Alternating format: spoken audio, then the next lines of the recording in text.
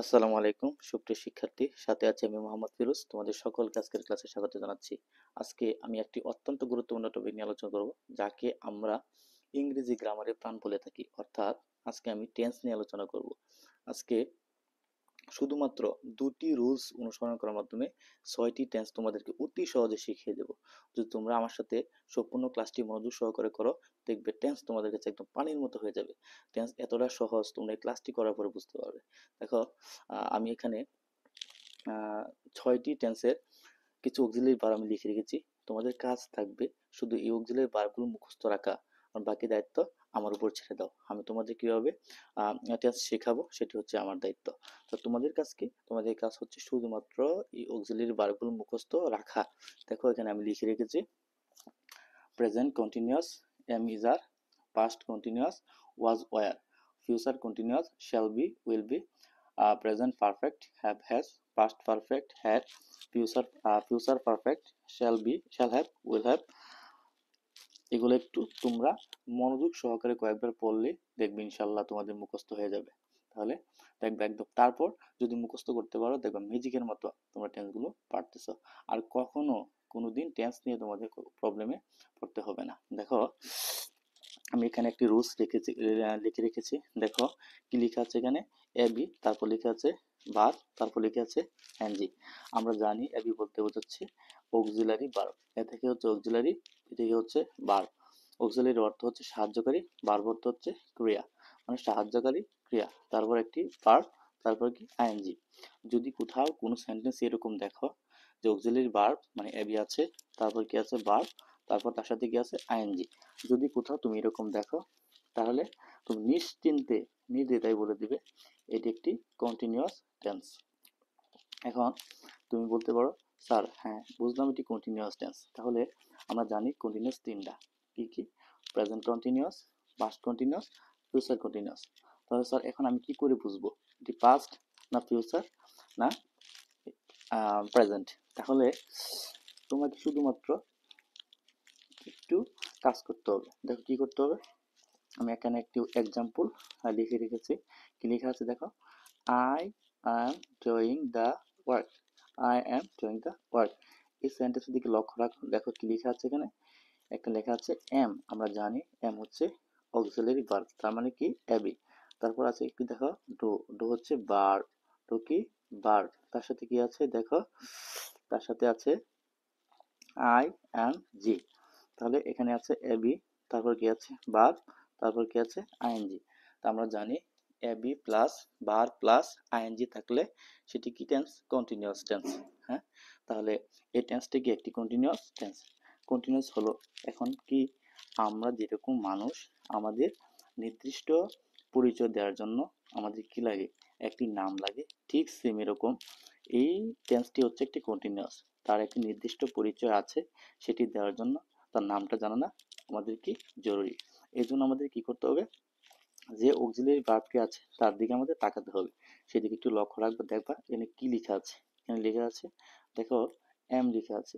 তা আমরা জানি উপরে দেওয়া আছে প্রেজেন্ট কন্টিনিউয়াস কি এম ইজ আর, এখানে কি আছে এম, সেই সুবাদে আমি বলতে পারি এটি একটি প্রেজেন্ট কন্টিনিউয়াস টেন্স। এখন প্রেজেন্ট কন্টিনিউয়াস হলো, এখন যদি এখানে এম না থাকে তাহলে যদি তার পরিবর্তে কি থাকে, ধরো ওয়াজ আছে, এখানে কি আছে ওয়াজ, তাহলে আমরা কি বলবো, যেহেতু ওয়াজ আছে এখন এম নাই, এখন কি আছে ওয়াজ, তাহলে আমরা সেটিকে বলতে পারবো পাস্ট কন্টিনিউয়াস টেন্স। কারণ কি ওয়াজ এর কোথায় আছে, পাস্ট টেন্স, পাস্ট কন্টিনিউয়াস আছে।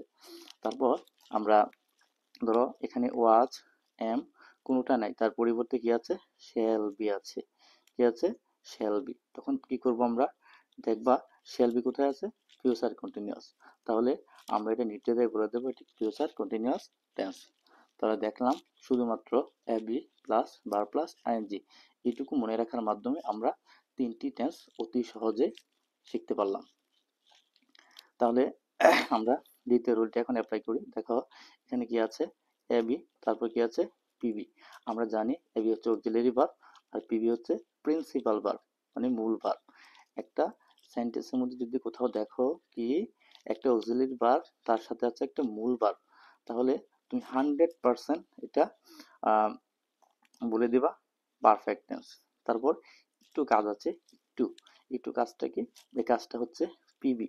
এই পিবির দিকে তুমি তাকাবা, দেখবা এটা ভার্বের যে একটা তিনটা ফর্ম আছে আমরা জানি, একটা হচ্ছে প্রেজেন্ট ফর্ম, একটা হচ্ছে পাস্ট ফর্ম, আর একটা হচ্ছে পাস্ট পার্টিসিপল ফর্ম।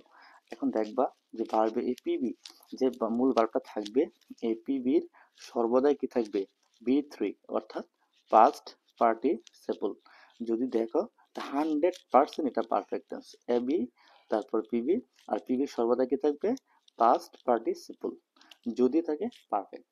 পারফেক্ট কয়টা আমরা জানি, পারফেক্ট টেন্স হচ্ছে তিনটা, present perfect, past perfect, future perfect. তাহলে আমাদের এখন কথা হচ্ছে, আমরা বুঝলাম এবি আছে, তারপর কি আছে, পিবি আছে, তাকে পারফেক্ট হবে। এখন এগুলো চিনার সেম একটি এক্সাম্পল আমি এখানে লিখে রেখেছি, দেখো কি লেখা আছে, I have done the work. I have done the work, দেখো হ্যাভ একটা অক্সিলারি ভার্ব, ডান একটা হচ্ছে পিবি। দেখো এখানে লেখা আছে কিন্তু ডান, আমি আগেই বলছিলাম যে মূল ভার্বটা থাকবে, সেই ভার্বের কি থাকবে, পাস্ট পার্টিসিপল। দেখো এখানে কি লেখা আছে, ডান। তো আমরা জানি ডু, ডিড, ডান, ডুর পাস্ট পার্টিসিপল কি, ডান। ডান ডান থাকবে, ডান আছে, দেখছো?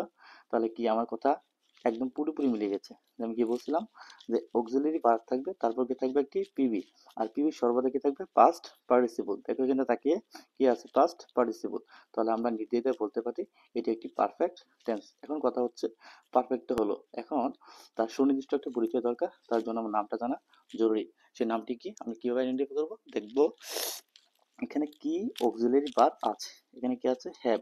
আমরা উপরে একটু লক্ষ্য করি, দেখো এখানে কি লেখা আছে, প্রেজেন্ট পারফেক্ট হ্যাভ হ্যাজ। তাহলে যেহেতু হ্যাভটা কোথায় আছে, প্রেজেন্টে আছে, তা আমরা কি বলতে পারি, এটা একটি প্রেজেন্ট পারফেক্ট টেন্স। ধরো এখানে কি, হ্যাভ এর পরিবর্তে কি আছে, হ্যাড।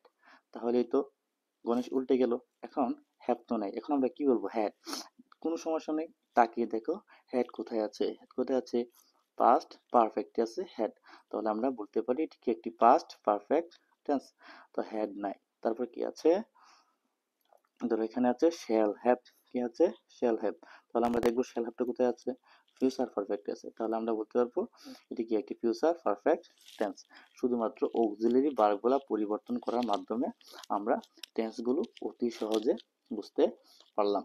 দেখো যদি তোমরা আজকের ক্লাসটি দেখে উপকৃত হয়ে থাকো, যদি তোমরা মনে করো যে আমার ক্লাসগুলো তোমাদের টেন্স অতি সহজে শেখাতে গুরুত্বপূর্ণ ভূমিকা পালন করবে, তাহলে তোমরা লাইক করবে, আমার ভিডিওটি লাইক করবে, কমেন্ট করবে এবং শেয়ার করবে, যাতে তোমাদের যে অন্যান্য বন্ধু বান্ধব আছে তারা যাতে এই ক্লাসটি তারা দেখে তাদেরও সমস্যার সমাধান করতে পারে।